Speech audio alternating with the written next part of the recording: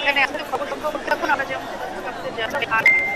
আমরা সরাসরি দেখতে পাচ্ছি বলেছিল তাদের দাবি আদায় না হলে তারা লং মার্চ টু আমরা সচিবালয় যেমনটি কর্মসূচি দর্শক পালন আপনাদের করবে। জানাচ্ছিলাম এরপরে তারা যদি পরিবর্তন করে একটা পরে লং মার্চ টু যমুনা কর্মসূচি শুরু এবং যেমনটি আমরা জানি এবং সেখানে নিরাপত্তা কিছু পুলিশ সদস্য মোতায়েন থাকে এবং তাদেরকে তারা যাতে এদিকে না যেতে পারে এই জন্য বাধা দেওয়া হচ্ছে এবং এটি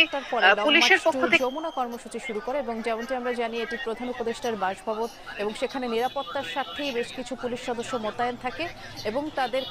তারা যাতে এদিকে না যেতে পারে এজন্য বাধা দেওয়া হচ্ছে এবং এটি পুলিশের পক্ষ